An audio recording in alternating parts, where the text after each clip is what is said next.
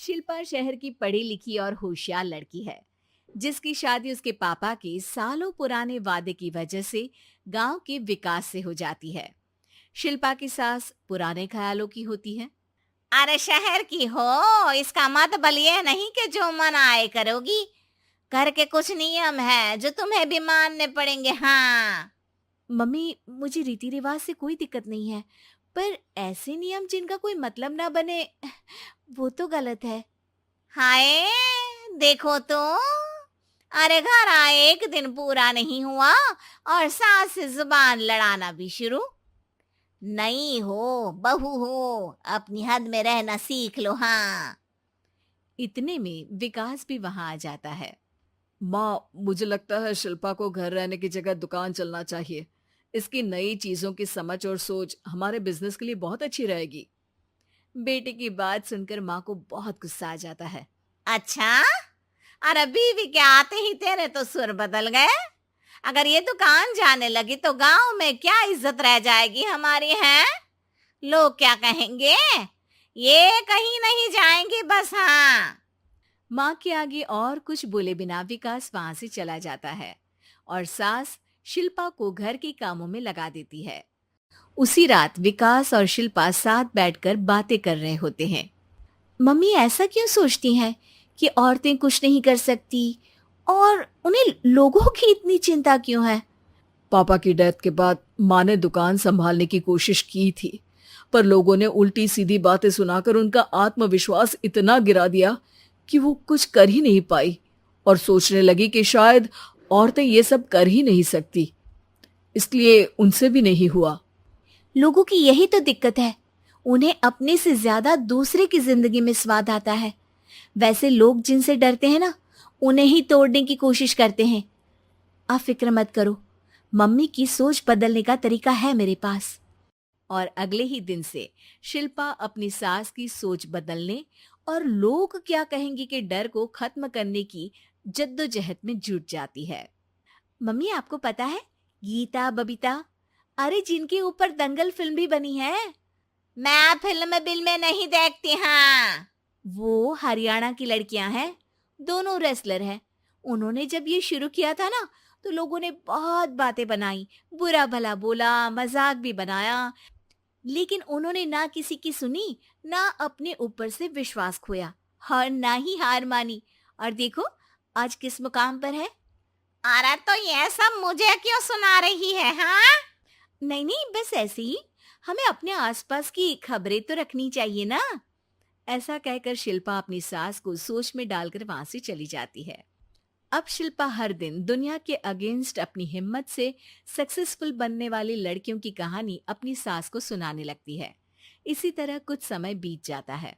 और माँ, आजकल बहुत चुप चुप रहती हो, सब ठीक तो है ना? बस कुछ सोचती रहती हैं, इसीलिए ज्यादा बोल नहीं पाती। ऐसा क्यों हुआ माँ? कोई दिक्कत है क्या? अरे तेरी पत्नी ही दिक्कत है। है? मैंने क्या किया? अरे रोज मुझे कुछ समझाने के मकसद से एक नई कहानी सुनाती है, पर खुद नहीं जानती कि मुझे सब पहले से पता है। हाँ। तो फिर दिक्कत क्या है माँ? लोग क्या कहेंगे? अरे उनका तो काम ही है कुछ ना कुछ कहना। आप ये सोचो कि उन्हें नजरअंदाज करके हम साथ मिलकर किस ऊंचाई पर पहुंच सकते हैं। बेटे और बहू की बातों से सोच में पड़ी माँ वहां से चली जाती है। अगली सुबह सबसे पहले तैयार सास आवाज लगाकर बेटे और बहू को बुलाने लगती है। अरे कहाँ सोते पड़े हो दोनों? किसी को घर में कोई काम नहीं है का? हाँ। सास की आवाज सुन शिल्पा भागती हुई कमरे से बाहर निकल आती है, जिसके पीछे विकास भी बाहर आ जाता है। मम्मी, आप इतनी सुबह तैयार होकर कहाँ जा रही हैं? अरे किसी नई शुरुआत से पहले भगवान का आशीर्वाद बनता है या नहीं? मैं सीधा दुकान जाऊंगी, तुम काम निपटा कर आ जाना है। सास की बात सुन शिल्पा और विकास खुशी से फूले नहीं समाते। ये हुई ना मेरी माँ वाली बात। पूरा परिवार मिलकर दुकान पर काम करने लगता है, जिसमें विकास और उसकी माँ दुकान संभालते हैं, तो शिल्पा काम को ऑनलाइन डाल शहर और इंटरनेट का काम संभालने लगती है, जिसे देख गांव में लोगों के बीच गॉसिप शुरू होते देर नहीं लगती।